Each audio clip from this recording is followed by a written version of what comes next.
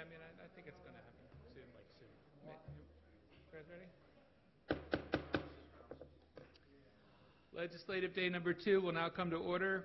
Please rise for a moment of silent meditation.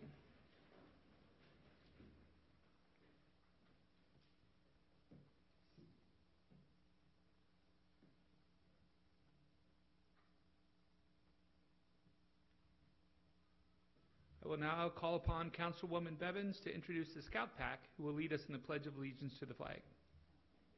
I would like to introduce Troop 355 from Mount Carmel. Are we missing somebody? Still just 2 of us? Okay, I'm ready. Would you like to come forward and do the Pledge of Allegiance, please? They were here tonight to earn their government badge. Where are you going? No. Take it over.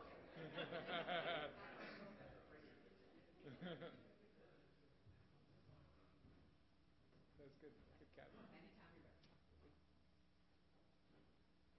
Allegiance to the flag of the United States of America and to the republic for which it stands, one nation, under God, indivisible, with liberty and justice for all. Good job. Thank you. That was cute.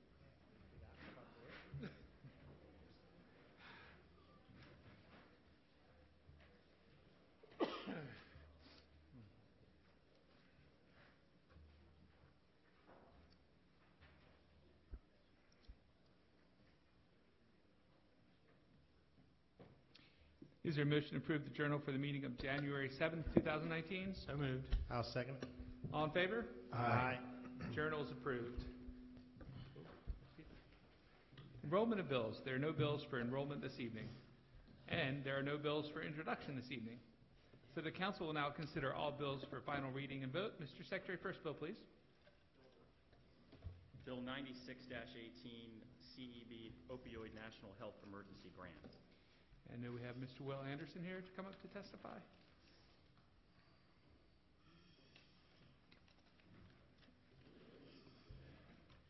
And good evening, Mr. Anderson from Catonsville. Good evening, Chairman Quirk from Catonsville, Oella.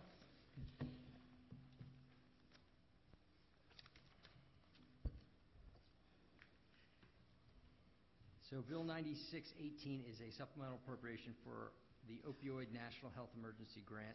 We're requesting this appropriation of $100,000. It's a grant that's going to help us bring in some career services folks to help people that are coming through an opioid program. It actually helps families that are dealing with opioids. So it's one more piece of the kind of work the county's trying to do to combat opioids. And we're getting this grant from our partners at the Department of Labor at the state. Any questions or comments from the members? Usually with opioids we have Dr. Branch, so Exactly. I actually asked Mr. Bostwick. I'm like, is this Mr. Anderson? But no questions, comments? All right. Mr. Secretary, please call the roll on Bill 96-18. Mr. Quirk? Aye. Mr. Patoka? Aye. Mr. Catch? Aye. Mr. Jones? Aye. Mr. Marks? Aye. Mrs. Bevins? Aye. Mr. Crandall? Aye. Bill 96-18 is passed. Thank you, Mr. Anderson. Mr. Secretary, next bill, please. Bill 97-18, Caregiver Support Program. And I see Laura Riley making her way up to the desk. And good evening, Ms. Riley.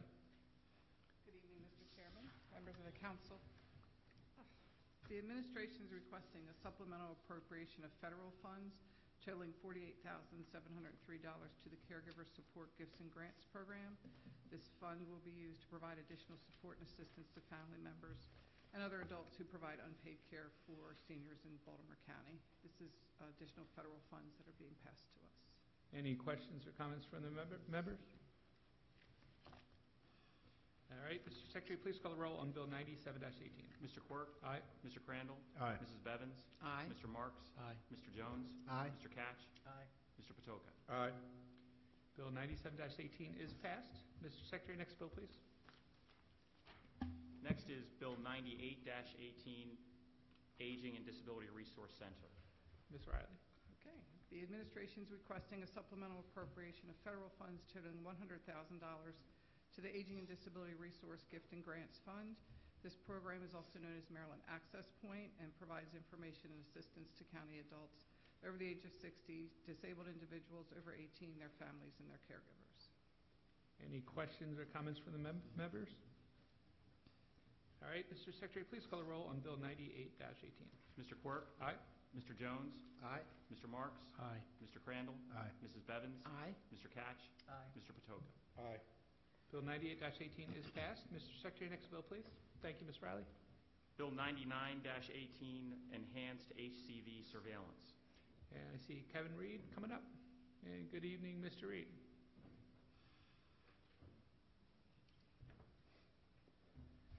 Good evening, Mr. Chairman and council members. The administration is requesting a supplemental appropriation of federal funds from the Centers for Disease Control and Prevention in the amount of $109,367 to the new Enhanced Hepatitis C Virus Program. This funding will be used to support the salary and fringe benefits of 5 part-time workers who investigate acute and chronic Hep C cases. The goal will be to get a better enhanced profile on individuals who are living with Hep C in Baltimore County. And Mr. Secretary, I understand there's an amendment to Bill 99-18? There is a technical amendment, Mr. Chairman. The amendment in the 4th line of the purpose paragraph and the 2nd line of the whereas clause would after control insert the words and prevention. I'll move that. Is there a second? I'll move it. I'll second it. Mr. Secretary, please call the roll on the amendment to Bill 99-18. Mr. Quirk? Aye. Mr. Jones? Aye. Mr. Patoka? Aye. Mr. Catch? Aye. Mrs. Bevins? Aye. Mr. Marks? Aye. Mr. Crandall? Aye. The amendment passes. Is there any discussion, questions, or comments from the council for Mr. Reed? All right, is there a motion to approve Bill 99-18 as amended? I'll move it. I'll second it. Mr. Secretary, please call the roll on Bill 99-18 as amended. Mr. Quirk? Aye. Mr. Jones? Aye. Mrs. Bevins? Aye. Mr. Crandall? Aye. Mr. Marks? Aye. Mr. Patoka? Aye. Mr. Catch? Aye. Bill 99-18 as amended is passed. Thank you. Mr. Secretary, next bill, please. Bill 100-18, sponsored by Councilman Crandall, zoning regulations, bed and breakfast inn. Now, I know we have 3 amendments. Perhaps we do the amendments, then any questions or comments after the amendments? Is that okay? Sure. All right. Mr. Secretary, please read the amendments to the first set of amendments to Bill 100-18. The first set of amendments, Mr. Chair, would basically take out the restriction or actually the limitation on 20 bedrooms permitted in the RC zone and permit a maximum of 6 bedrooms in both the DR and the RC zone. And the amendment would also require in the RC zone a minimum 5-acre tract with frontage on an arterial or collector street. And this amendment is sponsored by Councilman Catch and Mr. Crandall. And is there any discussion on this first set of amendments?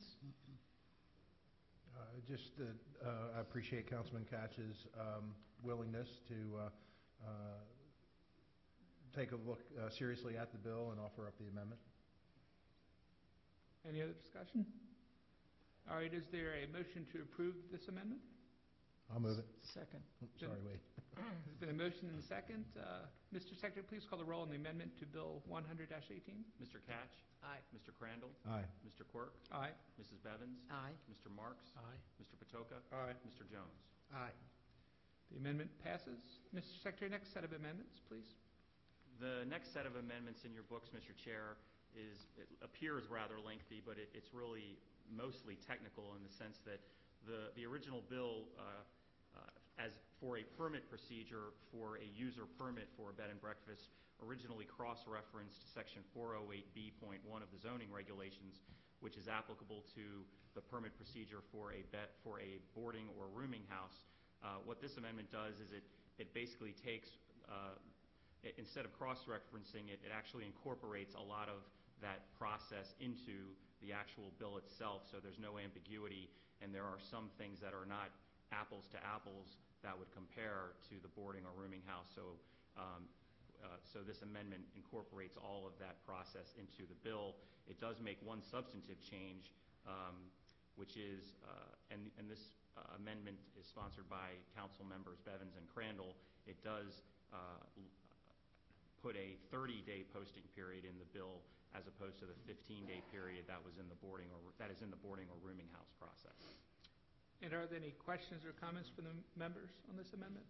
Again, just appreciate Councilwoman Beva's input and cooperation. Any other questions or comments? All right, is there a motion to approve this amendment? I'll move it. I'll second. Mr. Secretary, please call the roll on this amendment to Bill 100-18. Mrs. Bevins? Aye. Mr. Crandall? Aye. Mr. Quirk? Aye. Mr. Patoka? Aye. Mr. Catch? Aye. Mr. Jones? Aye. Mr. Marks? Aye. The amendment passes. Mr. Secretary, next set of amendments, please. The next set of amendments is sponsored by Councilman Crandall, and this addresses some concerns that were noted by the Planning Department in terms of specifying parking, off-street parking. This amendment would require one off-street parking spot per guest room, very similar to a tourist home that is already in the regulations. This would be for a bed and breakfast inn. It would also require off-street parking spaces to be provided. It would also specify in the user permit process that off-street parking spaces are to be provided according to Section 409.6 of the zoning regulations dealing with parking, and would indicate that the parking shall, to the extent possible, be located in the side or rear yard of the property and landscaped according to the landscape manual. And then finally, there's an amendment that would permit signage that is limited to wall-mounted or freestanding and not to exceed 25 square feet, and changeable copy not to be permitted. Are there any questions or comments on this amendment? Yes, Councilman? yeah. Can you tell me then, if the bed and breakfast has 6 rooms, there must be 6 parking places on the property of the bed and breakfast, whether or not it's in DR or RC?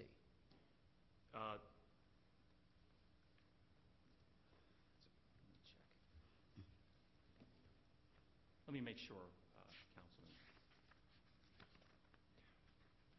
I do believe it pertains to both zones, Councilman. I think so. Yeah. These are the standards that are for both zones. Do we have those standards, let's say, for an apartment building or a commercial establishment? That I don't know. The standards that are in the bill are specific to the bed and breakfast. So I can understand it in the RC because you probably don't have places in the road to park. It seems a little stringent to me in the DR zone to require 6 parking places. In the DR zone, is there any, it doesn't have to be 5 acres, does it? No. How large does it have to be? There's no minimum acreage requirement in the DR zone. So actually, you would need 6 parking places on the campus, so to speak, and then 1 in the street that the owners of the bed and breakfast would use. Is that, can I ask the sponsor, is this your amendment? Yes. Why, it seems like 6 is a large number of parking places to The thought, require. right, the thought, I understand what you're saying. The thought behind the amendment is that in allowing for a bed and breakfast in a DR zone, you want to have the impact of that operation to be as small as possible. So if you have a 6-bedroom bed and breakfast, you would assume then that you would have six vehicles.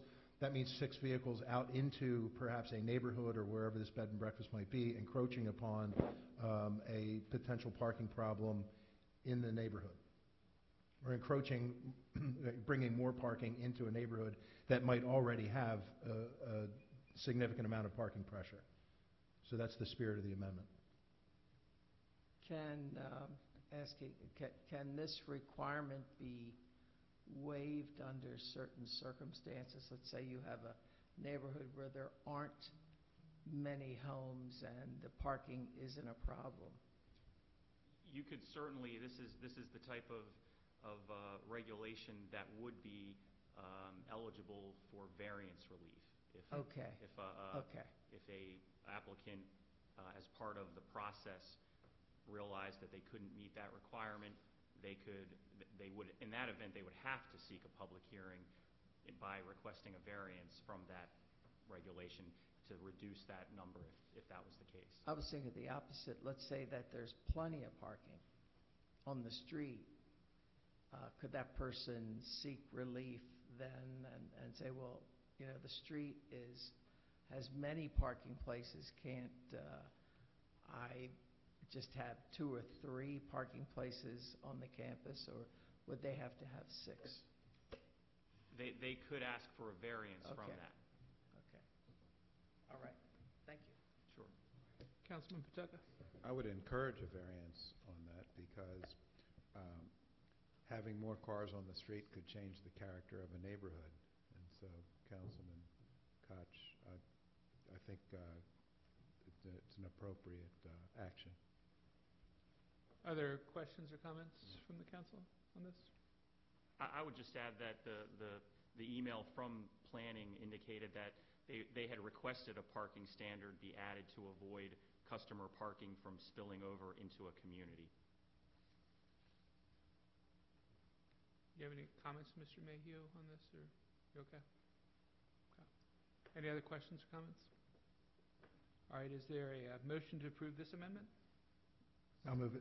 It's been motioned and second. Mr. Secretary, please call the roll on this amendment to Bill 100-18. Mr. Crandall? Aye. Mr. Catch? Aye. Mr. Quirk? Aye. Mrs. Bevins? Aye. Mr. Marks? Aye. Mr. Patoka? Aye. Mr. Jones? Aye. This amendment passes. Now let's go into the bigger bill. Are there any questions or comments from the members on this bill or any of the amendments on Bill 100-18? Councilman Crandall? Thank you, Mr. Chair. Just start off with an anecdote on how we sort of we got to this point where 100-18 came to fruition. I have a constituent that was looking to buy a historic home in our district, and she could not find how to do this in Baltimore County and how to get it permitted. So she came to our office, and we discovered that a bed and breakfast currently is only permitted in Baltimore County through a PUD process, a planned unit development process, which is a very cumbersome and long process and expensive process. And it didn't seem to be, it didn't seem to be the best public policy to have a small bed and breakfast operation of 5 or 6 bedrooms or even smaller that's already built to have to undergo a process that is really built for larger developments. So we dug into the code. Mr. Boswick very helpful in drafting this, and if you couldn't tell by the nature of the amendments, a lot of cooperation among the administration, the Department of Planning, and our council members, and this is really how it's supposed to work. We've been talking about the bill for a couple months now, and I think with these amendments, we've really tightened it up, and we've eased the process. There are still restrictions. There is still an approval process and a public process, since the property would have to be posted upon application. However, it's not a PUD process. It's a use permit process, which makes it a lot easier to open a bed and breakfast in Baltimore County. And I'm only aware of one bed and breakfast in Baltimore County, and I think that we're missing an opportunity for tourism. I think we're missing an opportunity to have different types of businesses in Baltimore County. So just appreciate everyone's cooperation. Mr. Anderson's department, Economic Development, also weighed in on the bill. So just appreciate the cooperation. I'm proud of the bill, and I'm proud of the process that we went through in order to get it to this point and get it to a vote. Any other questions or comments from the members? I just want to commend Councilman Crandall. I appreciate your leadership on this, diving into the details, and really putting together something that seems to have wide support from the council and from the administration. I know when I bought my house, it was built in 1850, and the person who sold it before I bought it wanted to do a bed and breakfast, but got so frustrated she decided not to. Fortunately for me, but at the same time, I think this is great work. So I did want to commend you for your effort here and really reaching out to everybody. So thank you. Any other questions or comments? No. Okay. Alrighty. Is there a motion to approve Bill 100-18 as amended? Yeah, I'll move it. Second. It's been motioned. It's been seconded. Mr. Secretary, please call the roll on Bill 100-18 as amended. Mr. Crandall? Aye. Mrs. Bevins? Aye. Mr. Quirk? Aye. Mr. Patoka? Aye. Mr. Catch? Mr. Jones? Aye. Mr. Marks? Aye. Bill 100-18 as amended is passed. Mr. Secretary, next bill, please.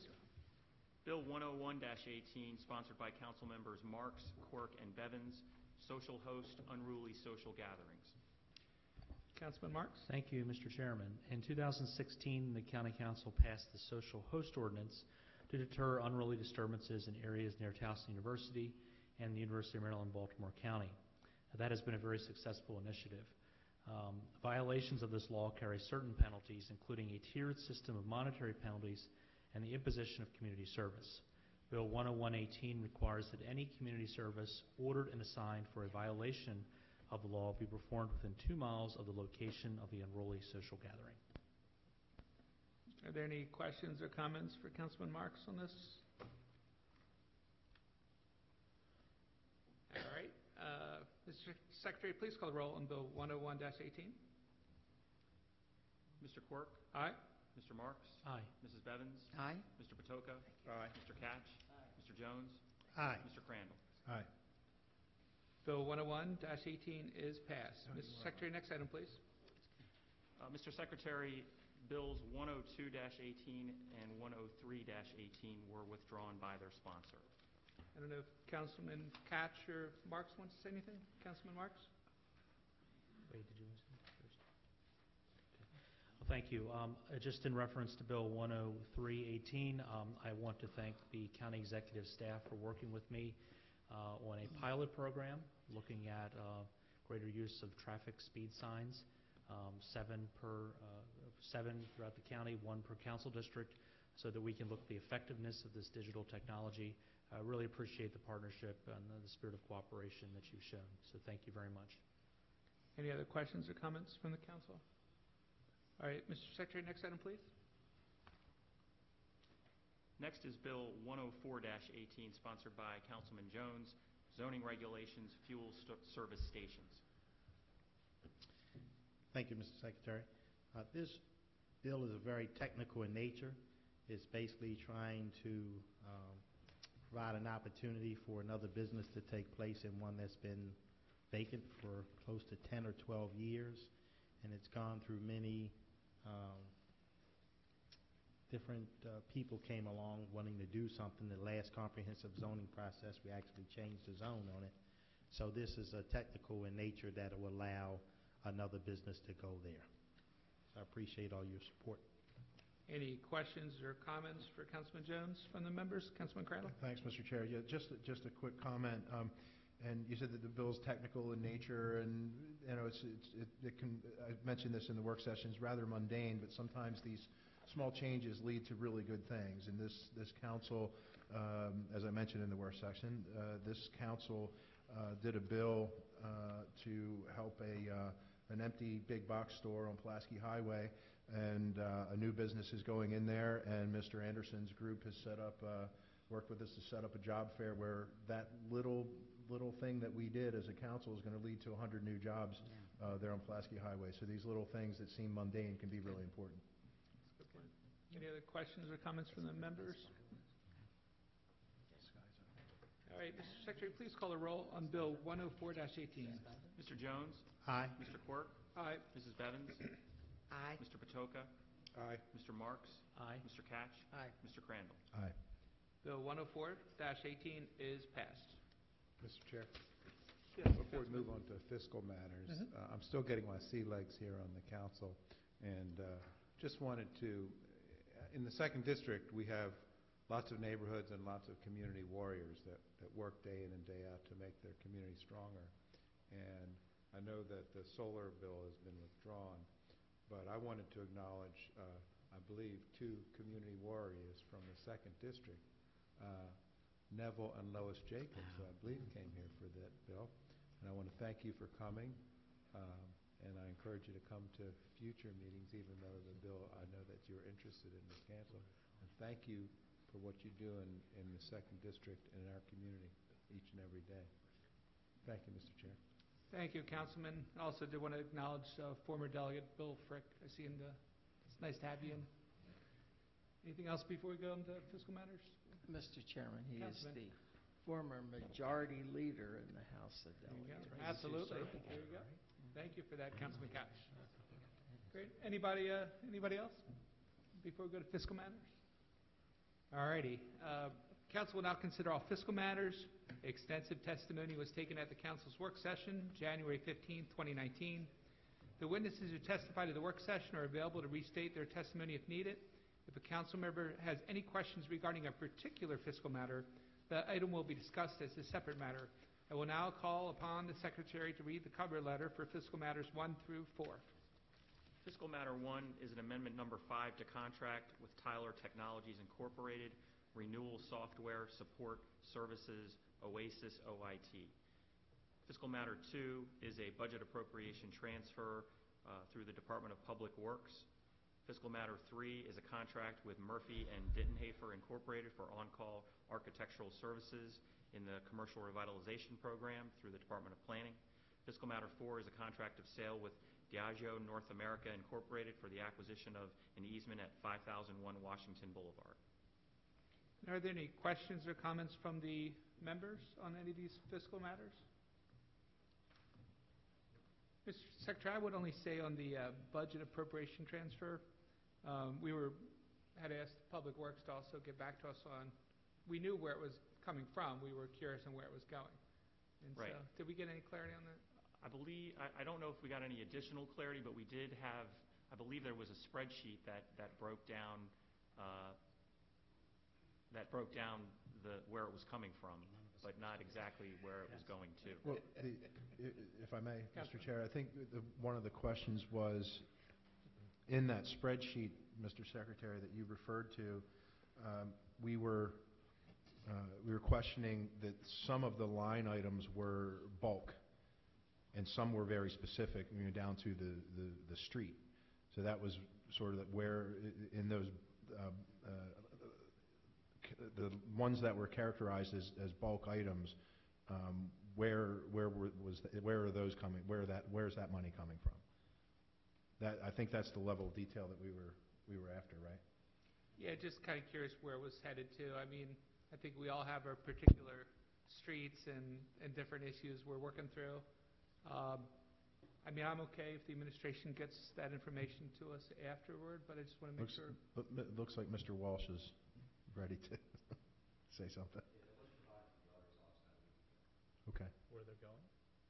Where it's coming from, not where it's going to. Okay. Is everybody okay if we vote on fiscal matters 1 through 4, knowing that? Everybody all right? All right, is there a motion to approve fiscal matters 1 through 4? So move. Is there a second? Second. All right, Mr. Secretary, please call the roll on fiscal matters 1 through 4. Mr. Quirk? Aye. Mr. Jones? Aye. Mr. Marks? Aye. Mrs. Bevins? Aye. Mr. Crandall? Aye. Mr. Catch? Aye. Mr. Patoka? Aye. Fiscal matters 1 through 4 are approved. We will now consider miscellaneous business. Mr. Secretary, first item, please. Mr. Chair, whenever a contract over $25,000 is awarded by a process other than formal competitive bid, it is required that at the next legislative session following the award of the contract, the Secretary formally announce to the Council the nature of the contract and the parties to the contract. In this case, we have one contract with International Chemstar Incorporated, doing business as Chemstar Water Treatment Professionals. That is a contract in the amount of $91,110. Mr. Secretary, next item, please. Next is Resolution 6-19, Support of Conditional Loan, Maryland Department of Commerce, Gotham Greens, Baltimore, LLC. And I know we have Mr. Will Anderson to testify on this resolution plus the next two.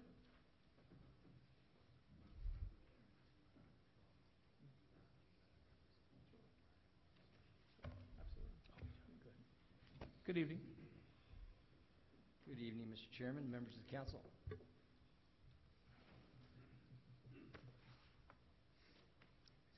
So Resolution 619 is for Gotham Greens. This is for a $18,000 conditional loan under the state's MEDAF program. You'll remember Gotham Greens was an announcement we made a couple months ago. This is urban agricultural. It's very high-tech.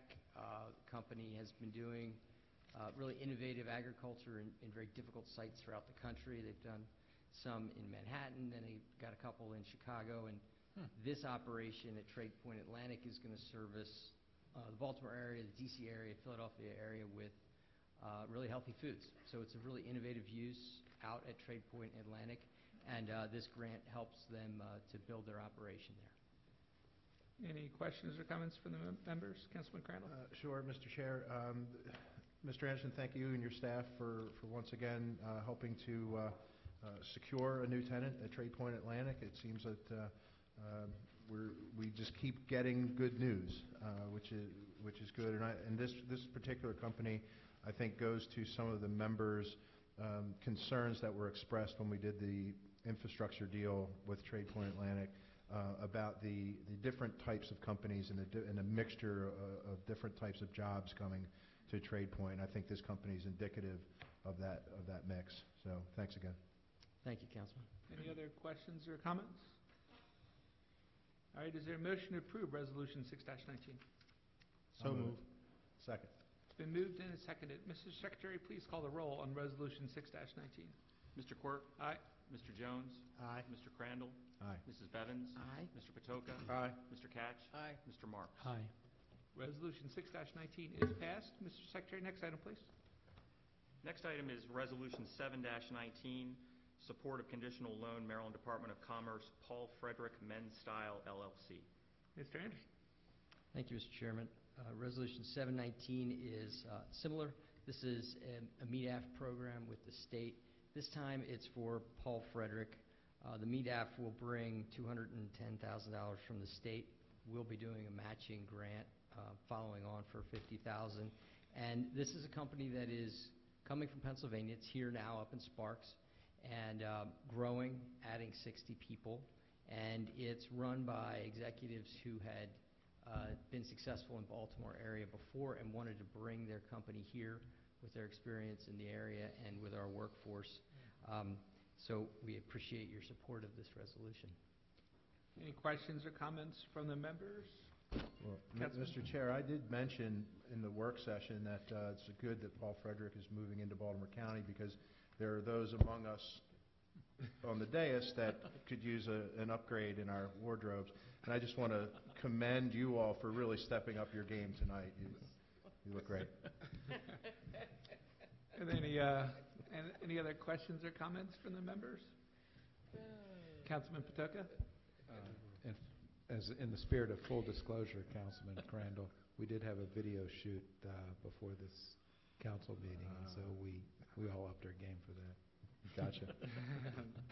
Let's make sure we all follow the rules. All right, any other comments or questions? Okay, is there a motion to approve Resolution 7-19? So moved. Is there a second? Second. Mr. Secretary, please call the roll on Resolution 7-19. Mr. Quirk? Aye. Mr. Jones? Aye. Mr. Crandall? Aye. Mr. Marks? Aye. Mr. Patoka? Aye. Mr. Catch? Aye. Mrs. Bevins? Aye. Resolution 7-19 is passed. Mr. Secretary, next item, please. Resolution 8-19, support of conditional loan, Maryland Department of Commerce, Purdue. Mr. Anderson?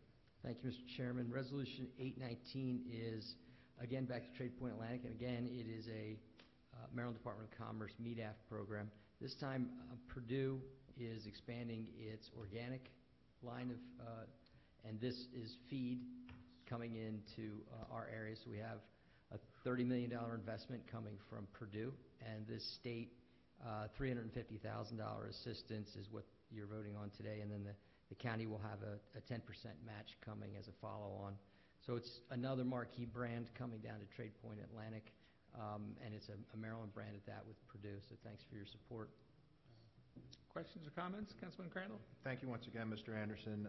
To have a A company with the stature of Purdue locating in southeastern Baltimore County at Trade Point is an important and fantastic thing. So thanks again.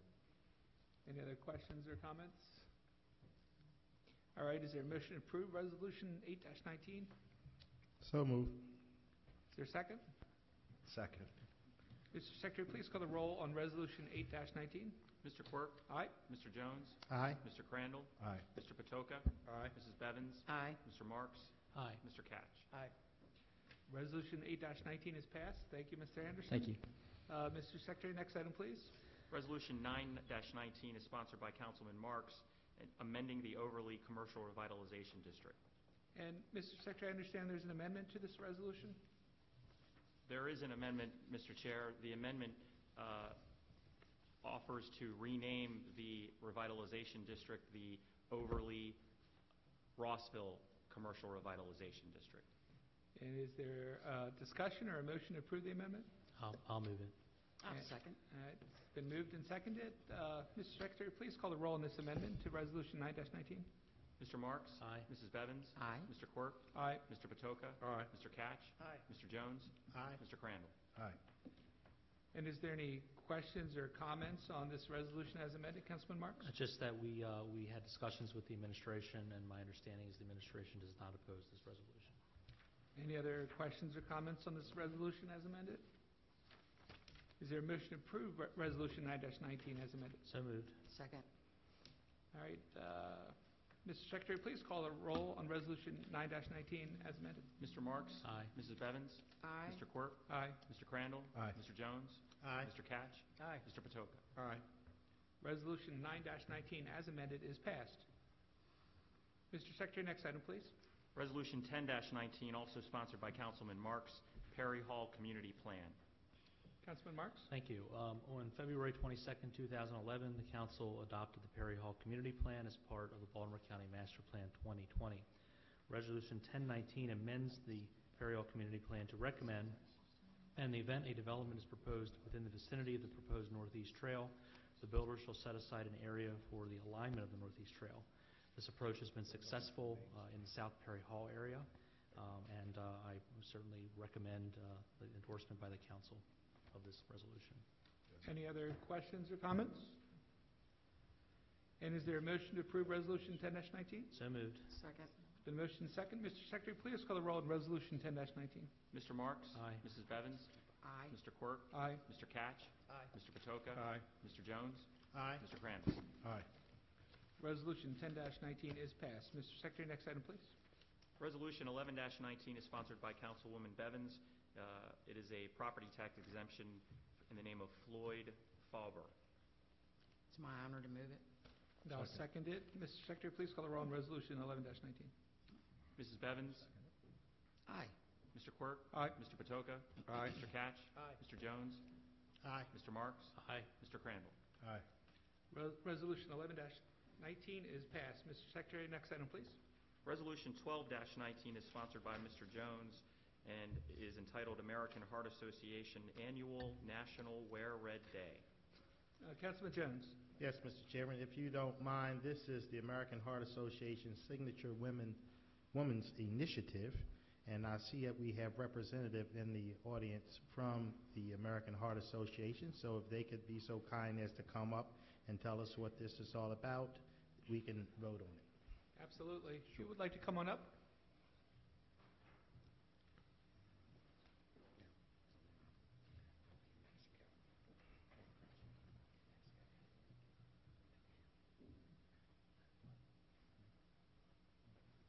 Good evening. Thank you for being here.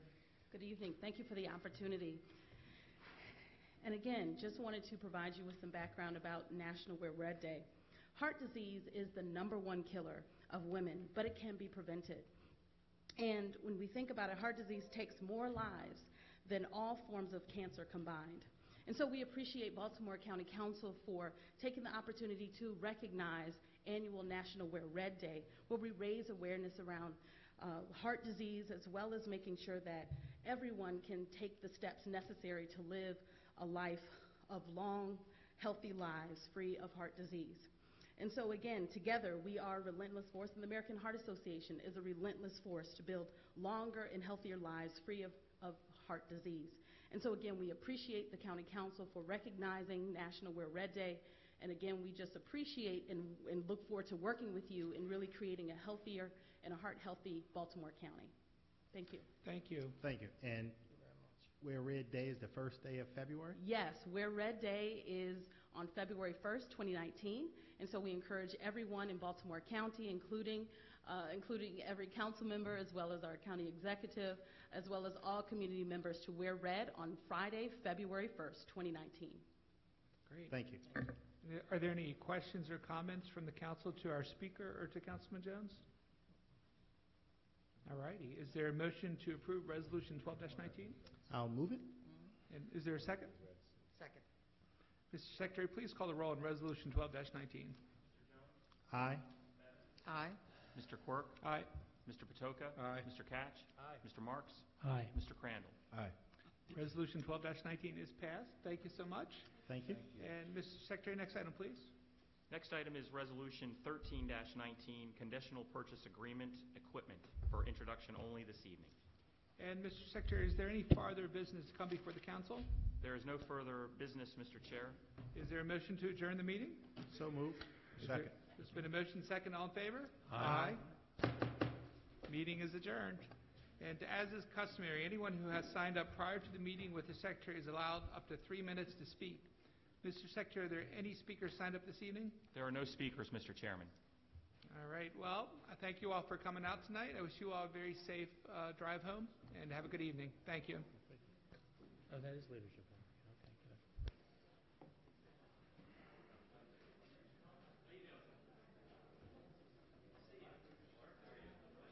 I guess I will go out in the audience and harass.